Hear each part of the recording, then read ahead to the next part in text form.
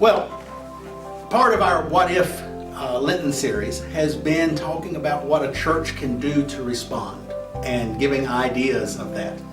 Today we're meeting with Wayne Worth from United Methodist Temple in Clarksburg, and Wayne has come up with a very simple, inexpensive way to begin a response for a congregation. So I'm just going to let Wayne tell us what it is you're doing. Well, my name is Wayne Worth, and I attend United Methodist Temple proudly in Clarksburg. And a little over a year ago, I started a group called Neighbors in Action Harrison County.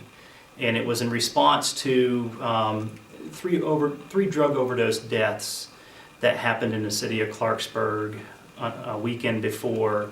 And one of my friends, meet me in a Kroger parking lot while I was getting a Redbox movie for my wife, because we have movie nights Thursday night, and telling me, hey, we have to do something about this. We have to do something grassroots. We got to get people access to information, where they could help get their loved ones help before it's too late. And so from that, we started this group, Neighbors in Action Harrison County. This was back in December of 2016.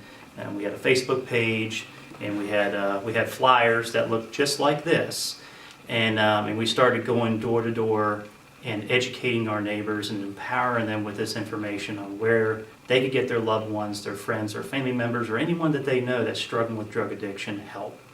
To me, this was a ministry, because Jesus commands us to love our neighbors as ourselves, and part of doing that means walking the walk.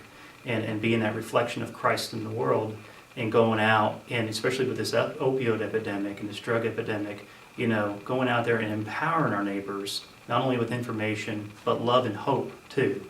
And we've done this for a little over a year and a half now, and we've had over 40 volunteers, and we handed out probably about 3,000 of these. We're taking this ministry statewide now. We've seen so much success out of Harrison County from this. We built many coalitions through this. We've had city governments, put these flyers in their fire fees bills and their water bills.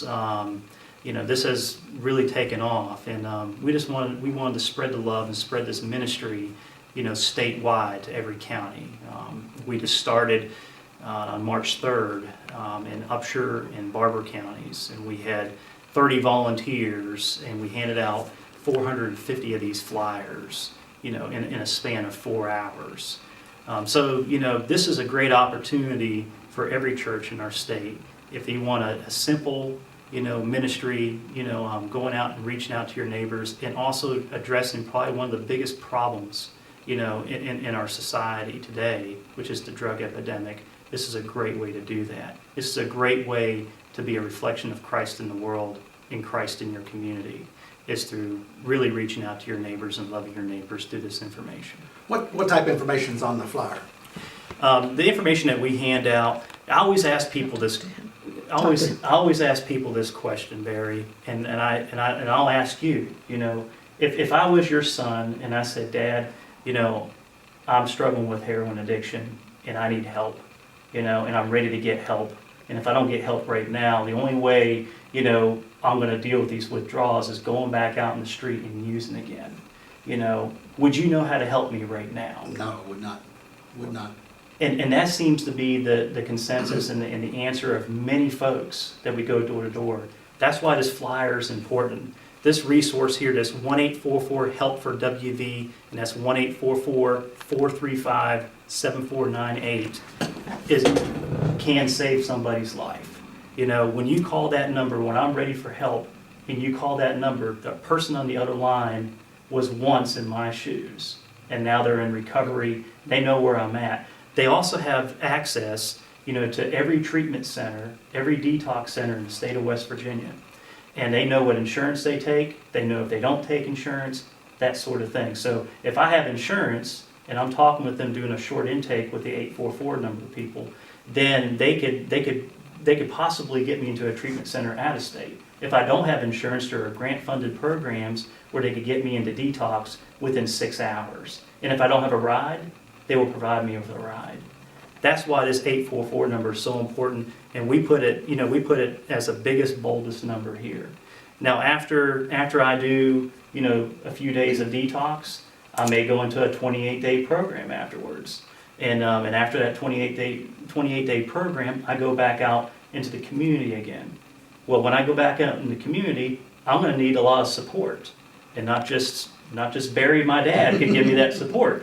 I need support, of a community, not only my family, but a community.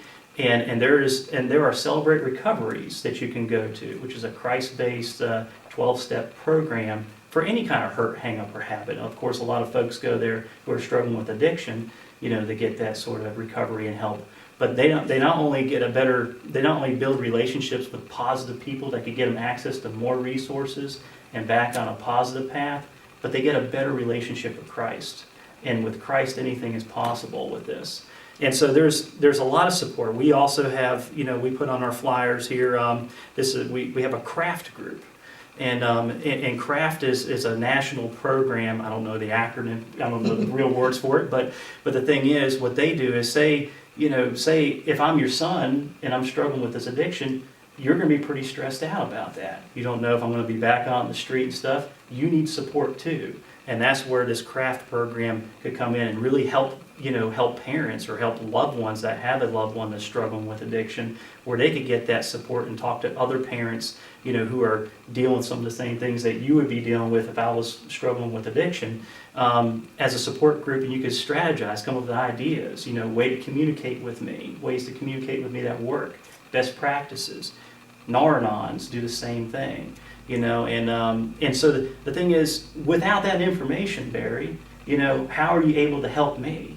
And that's what we do. When we hand out this flyer to folks, we tell them why it's important that they keep this on the refrigerator. Do you sneak up on the porch, tap real quickly, and then leave it in the door and get away? No, we do not do that. I mean, we've been to doors where people say, hey, that's an active drug house.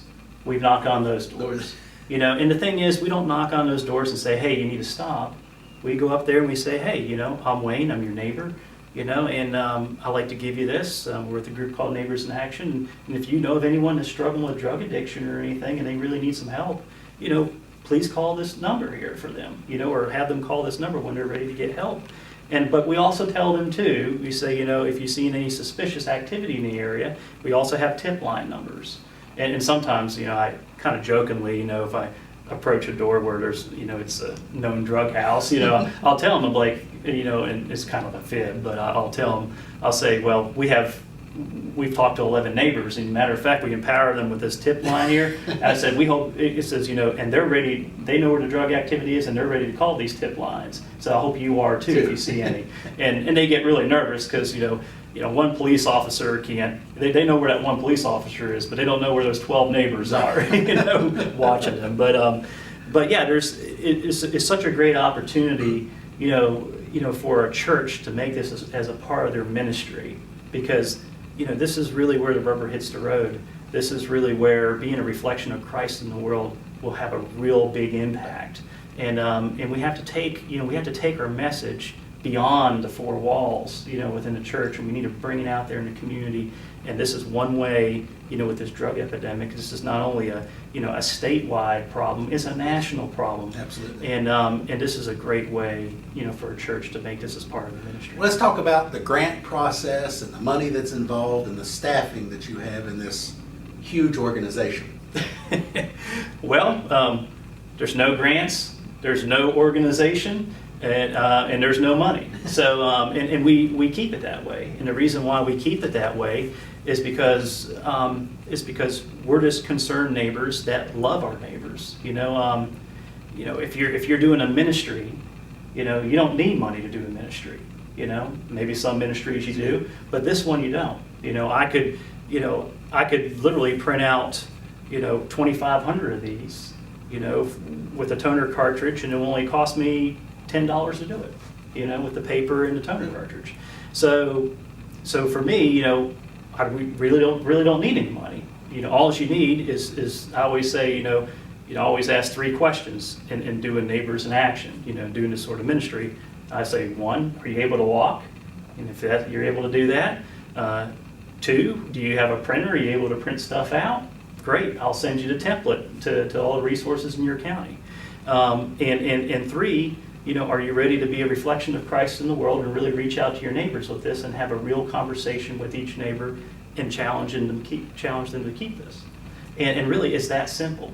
I feel like if we brought money into it, and we had, say, if we were a 501c3, we would need a board. Every grant that we get, it would have to be done their way. There were really no rules to be a reflection of Christ in the world, other than, one, your salvation, and two, believing in Him, and walking the same path that He would walk if He was here today. We want to thank Wayne for his answering God's call to answer the what if, and he did. He went out and created Neighbors in Action. Every church, every Christian needs to respond some way, and this is a very simple way, inexpensive way, and a neighborly way. The art of knocking on a neighbor's door is a lost art, and we need to get back into that, and just getting to know our neighbors in a very simple way, providing very important information, a couple of minutes on each porch, and then who knows what can grow from that. So thank you, Wayne, and thank everybody who's participated in this What If program with the interviews. And I'm ready to hear where God is leading us and where you're responding.